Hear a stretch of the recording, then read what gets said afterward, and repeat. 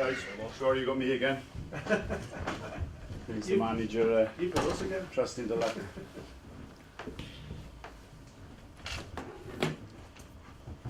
Afternoon, Mark. Afternoon. I'm from Sky Sports. How you, mate? Just look back at the weekend first of Yeah. all. How did you rate the performance down there at Southampton? Well, difficult place to go. Obviously, I thought they were by far the better side in the first half. So I think we didn't really, we look back at it since with the players, and I think we didn't probably play. Certainly, the first half, play the game that we wanted to play. I think we maybe a little bit of too much, probably looking at their last game and too much respect for them maybe.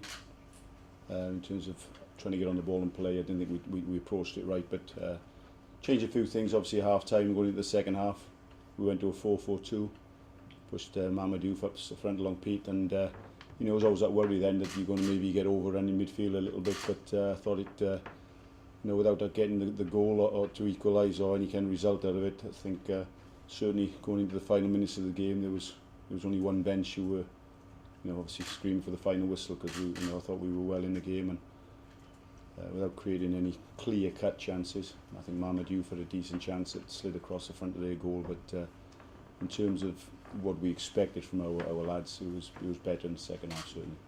I know you don't have any choice in the matter, but is it a good or a bad thing playing them immediately after that game at the weekend? Yeah, it's strange. It is strange because obviously you're always wondering whether they're going to set up the same. I think by the looks of it, I think Ronald's gone quite strong the way we have in the cup games, so I don't expect too many changes. Albeit they may try one or two, but it's the same sort of, if you like, problems again. You know what I mean? That seems that you've got to solve, if you like, going into a game.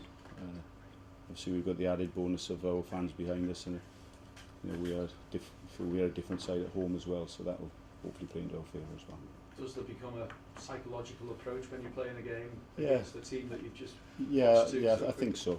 It's you're looking probably, you come out to Saturday's game and you're looking deep at the game, the way the game's gone. You're looking for any little sort of tweaks that you can add to your team to give you a little bit of an advantage. But obviously we did things on the training ground today, and we'll look at things again tomorrow.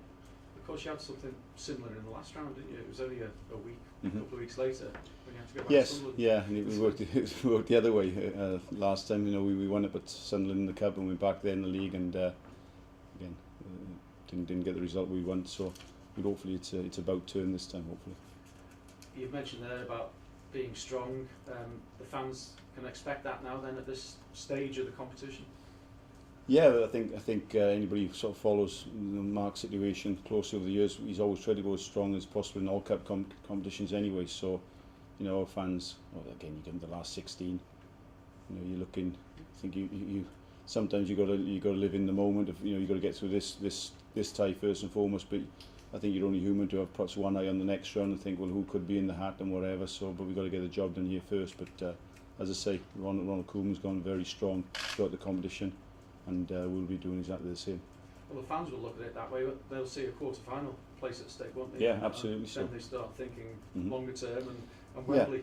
Yeah, and I think we've had a difficult time in the last round going away to Sunderland. On paper when the draw's made, you're going to have a difficult game up there, but we've come through that well. So we've got to make sure that momentum in the cup competition continues, because it does add a good feeling to the place when you've always got one eye on the next cup game that's coming up, and it does keep that sort of focus, if you like, on the players. You'll have confidence here, won't you, having turned around in the last home game that you played here? Yeah.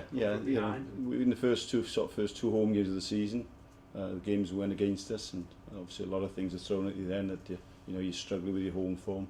Didn't think we were struggling that much in terms of our standard of performance, but obviously we're coming into this game on the back of two home wins against Newcastle and Swansea. Were tough games, but we got through them and sent the fans home happy. So that's obviously the idea, is carry on that sort of home form tomorrow.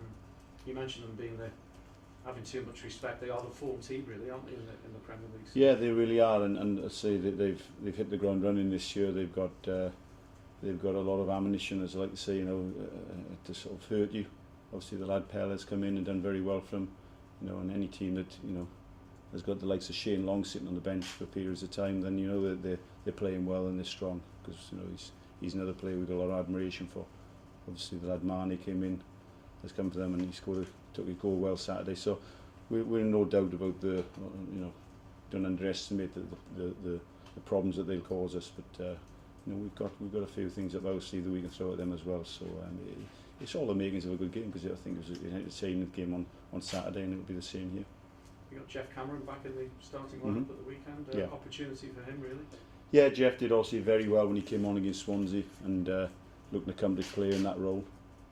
Again, it'd be difficult for him coming into that, thrown into it again on Saturday. But we know the abilities that he's got to be able to do that role. As I say, Glenn Whelan's out for a while, so he's got a chance to establish himself in that role. And as I say, he's got all the attributes to make it his own, really. Any other bumps and bruises from the weekend that you've got to contend with? No, we've had a problem with I think Robert Huth trained yesterday and had a problem with his calf. I think he's gone for a scan as I speak now. We don't know how bad that will be. We may put him out for a few weeks, but until we see the results of the scan. But it would be a situation, obviously, with Robert, that he's been patient, waiting for his chance, and it may be a chance for him to go in tomorrow and establish himself back in the frame of things. But I think he's got a pretty bad calf problem. So, as I say, we'll see what happens there. And finally, just winning games breeds confidence in itself. So, should you win tomorrow night, the weekend in itself looks brighter, doesn't it, in that respect? Yeah, it's difficult to talk about the weekend, obviously, because we've got a huge game on Wednesday, first of all, but we've got over the last year or so, we've had a very good record of coming out to midweek games and then producing on the Saturday. So hopefully that'll continue, but all our focus, first of all, is on tomorrow night's game. Can you tell me what you got up your sleeve? You mentioned something. No, just as I say, what I mean is that we, I talk about Southampton's players, but we've got a lot of ammunition in our own place as well, with the likes of Peter Crouch and Marco, Johnny Walters, all those players that have come in at different times and done well for us. So we think we got things that can hurt them with as well. Good luck. Thanks very much. So with Robert, is that something he's picked up in training? Yes, he did it yesterday in training. Finished the session of the last couple of minutes and walked in and said his calf was really sore. He had some treatment on it yesterday, and he had to wait for a little bit of swelling to go down, but he's been for a scan today. So I personally don't know what the outcome of it is, but it didn't look too good when he limped off yesterday. Obviously, the last year has been really, really tough for him injury-wise. It really has, and all the fans of this club know what a warrior he is as well.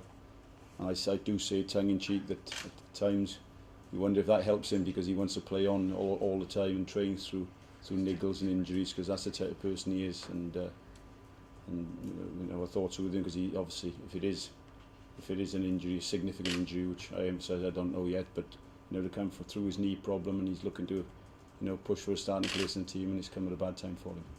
What did you think when you saw Manchester United defenders wrestling Chelsea and no penalty? Yeah, again, you've got to be careful what I say on that one, but I think just going back to when the incident happened, what basically upset us was the fact that it just seemed as if Ryan was targeted and singled out, and to repeat myself personally from a week or so ago, no doubt there was a penalty, no doubt, but in the strict sense of the word, because what Ryan was doing. But you see it time and time again at every game across the country and Europe as well, and when you see it happening and nothing does happen, he does hurt. You're trying to shrug your shoulders and try and move on, but it does hurt. There's been a lot of attention though on that incident in United, so do you think maybe that it will be something that... Well, yeah, I can't remember who wrote it, but there's an article in one of the major papers today, and I think, again, highlighting certain players that go down, and again Ryan's name's mentioned 2 or 3 times in the same article, and you think, well, I did look at, one thing I personally must say, I did look at, when you look at the 2 referees. I mean, we had Michael Oliver for our game, his starting position before the corner came in, where he was standing, as opposed to maybe where Phil Dowd was standing yesterday. It looked as if you wonder whether Michael was actually seriously looking for something in that area. Phil tended to maybe come about 10-12 yards away, and he got a more general picture, let's say. Have you said anything to Ryan Shawcross subsequently following that? No, but the difficult thing for Ryan is, as I said, on Saturday's game again, it shouldn't happen like this, but we tried to pull him out of the spotlight, if you like. So instead of Ryan actually marking from a corner on Saturday, we were putting him in an area where he could just go and attack the ball in a more of a zonal area, which is not his game. He's not been brought up on that, but it comes to something when you've actually got to try and change your system of marking around because you're worried that the lad is getting targeted. But that could be detrimental to you. Of course, but that's, as I say, that's probably why we're feeling a little bit fragile with the whole situation at the moment. Is there any other injury problems? Phil Bardsley had a back problem before the last game. Yeah, Phil's had a problem. He's got through the games, but he's been a bit stiff and sore, and with his back and referred pain into his groins and whatever. But again, being the warrior he is, he keeps going. He trained this morning and came through this morning's session and puts himself forward for selection for tomorrow. And how difficult is it? We've alluded to the problems with Ryan Shawcross, but how difficult is it at the other end of the pitch when you see exactly the same things happening to the likes of Peter Crouch, and because he's 6'7", it looks like the referees think he's to blame. How hard is it for you to cope with that? Well, I've always said having worked with Crouchy over the last year, 15 months, I don't think he gets anywhere near the free kicks that he should get. People think because he's a big fella. I mean, you have to say hand on heart, if you're any player in the Premier League, you're marking Peter Crouch, you've got to try and gain an advantage against him because you're always going to be at a disadvantage, and because of that, he gets pulled and pushed and hands on his shoulders, and things like that, and you don't seem to get a lot back. But you've got to be careful. People think it's just me moaning again. All right, thanks. Okay, thank you.